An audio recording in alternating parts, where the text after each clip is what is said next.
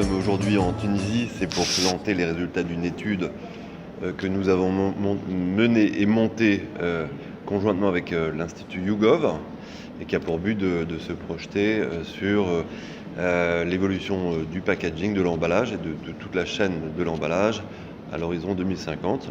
Et pourquoi on le fait? Parce que le rôle du salon, de notre salon All4Pack, c'est non seulement de présenter des solutions, des produits, des services, des exemples concrets de ce que l'on peut faire aujourd'hui, mais surtout de se projeter à moyen, court et long terme sur qu'est-ce qui va se passer dans les prochaines décennies sur l'évolution des matériaux, de la consommation des produits qui va impacter donc l'emballage et quels sont les angles sur lesquels il va falloir que les industriels se positionnent pour pouvoir anticiper les évolutions sociétales qui vont forcément impacter et modifier beaucoup l'usage de l'emballage et la fabrication de ces packaging dans les prochaines années. Donc cette étude, nous allons la révéler et on va présenter des tas de choses concrètes aussi, des projets et des contenus donc, pendant l'édition de novembre. Oui, justement. Pourquoi vous allez jusqu'en 2050? Vu l'évolution exponentielle des technologies de l'information, des technologies d'une façon générale, pourquoi aller à 2050, peut-être 2030? Parce que d'abord le temps s'accélère beaucoup, donc 2050 c'est demain quoi.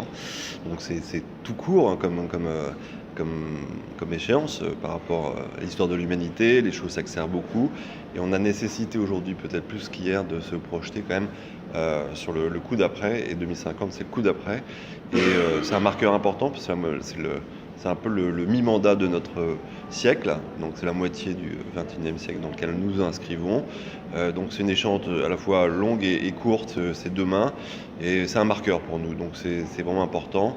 Et on est obligé d'avoir cette anticipation, et 2050 c'est le moment où il y aura un phénomène de basculement de génération, les millennials, les jeunes générations Y, Z dont on parle beaucoup aujourd'hui, ce seront des seniors en 2050, donc il va se passer beaucoup de choses à cet horizon-là, et c'était important de se projeter. Alors j'ai pas dit qu'on avait la vérité sur tout, mais d'essayer de déterminer des tendances fortes et des enjeux forts en matière d'impact sociétal, et ce qui va bien sûr bouleverser le monde de l'emballage, sa fabrication, sa conception. All4Pack 2018. Alors, All4Pack 2018, il y aura beaucoup de choses évidemment nouvelles sur le salon que vous pourrez découvrir, donc qui vont reprendre d'ailleurs ces thèmes sur l'économie circulaire, sur l'innovation, sur les nouveaux matériaux, etc. Donc vous trouverez sur le salon cette année dans la partie machine une virtual packaging line, donc une animation qui va être montée avec un GUE français qui s'appelle le GEPIA, qui va vous permettre de découvrir comment fonctionne une ligne de production packaging depuis l'intérieur, en réalité augmentée et en réalité virtuelle. Donc ça, c'est la découverte d'une technologie qui aujourd'hui s'inscrit dans la dynamique 4.0, dans l'industrie du futur. Donc ça, c'est pour la partie machinery. Sur la partie, on va dire, innovation prospective, société de demain, nous aurons également un espace, c'est nouveau, dédié aux startups, l'All4Pack Startup Lounge, qui va réunir une dizaine de jeunes pousses, de jeunes sociétés qui vont présenter leurs innovations. Venus du monde entier.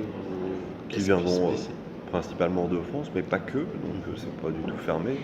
Évidemment, le côté incubateur est peut-être un peu plus français, mais on a des sociétés allemandes, par exemple comme ProGlove, qui invente un nouveau gant intelligent, là encore connecté à l'industrie 4.0, qui va permettre donc aux opérateurs plutôt dans la partie entrepôt et dans la manipulation des emballages secondaires et tertiaires d'être plus productifs, d'apporter également plus de sécurité à l'opérateur.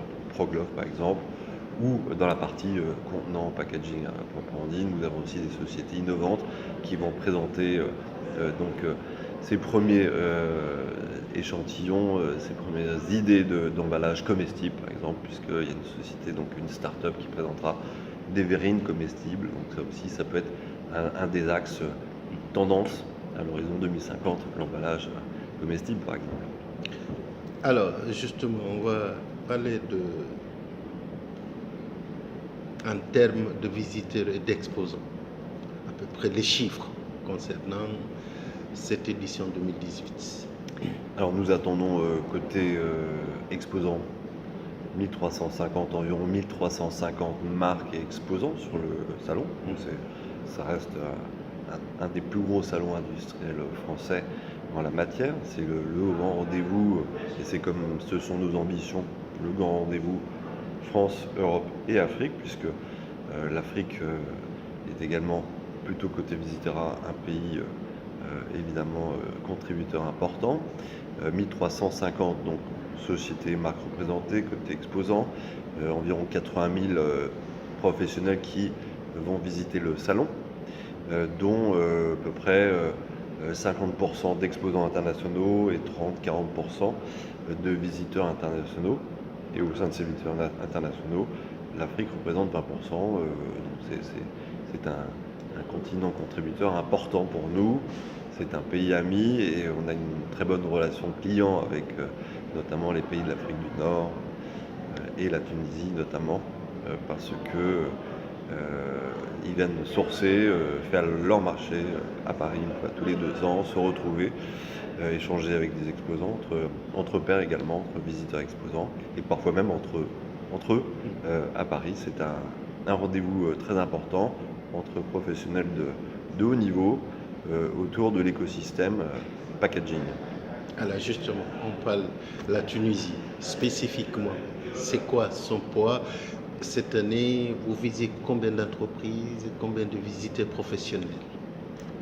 Alors, c'est une grosse délégation de visiteurs, puisque ce pays est dans le top 10 de nos visiteurs internationaux.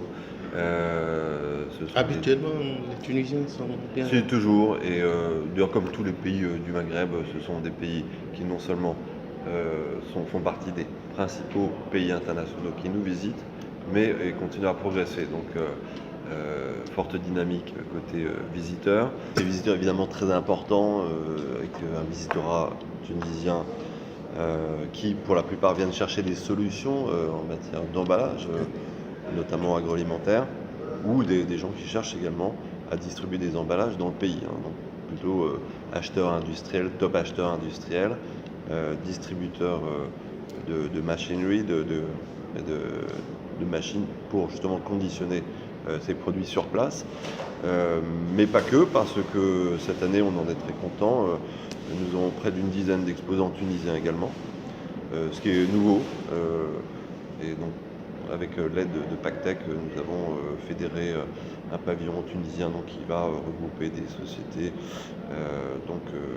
dans cet univers industriel de conditionnement de l'emballage et qui viendront donc présenter leurs solutions au marché français et européen, et pas que, à Paris-Nord-Villepinte à la fin du mois de novembre. Donc ça c'est nouveau, un pavillon tunisien, une dizaine d'exposants également tunisiens sur All for Pack, je rappelle, qui est l'ancien salon de l'emballage et de la manutention.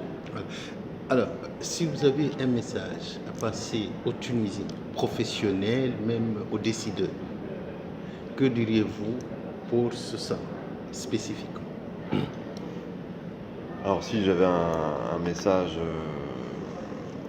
particulier à faire passer aux visiteurs, aux exposants tunisiens, et pas que, à tous les visiteurs exposants, c'est profitez bien de ces 4 jours pour faire du business.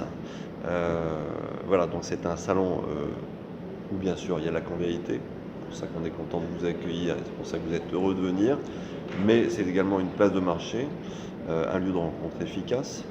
Et cette année, nous avons mis en place une plateforme de matchmaking, donc de rencontres d'affaires, qui permet de gagner du temps, notamment aux responsables export, à ces gens qui voyagent, qui viennent de loin, pour organiser leur rendez-vous au préalable, avant le salon, en précisant leurs besoins. Et notre rôle à nous, et avec cette plateforme digitale, c'est de mettre en relation l'offre et la demande, en prenant vos projets, les projets des visiteurs, l'offre des exposants, et en faisant finalement la rencontre entre les deux, pour que des rendez-vous les plus pertinents soient organisés directement sur les stands des exposants, entre les acheteurs tunisiens, des exposants de tous les pays du monde, donc pendant les 4 jours à Paris, sur le Forpack. Donc utilisez bien ce salon avec les outils de matchmaking, rencontre d'affaires, avec tous les outils que nous avons développés, des parcours thématiques également, que vous trouverez sur le site All Forpack, qui a également une version mobile qui est extrêmement pratique à utiliser en voyage, avant le salon, avec un simple téléphone mobile. Donc préparez votre salon, soyez efficace, utilisez nos outils, utilisez les business meetings All Forpack.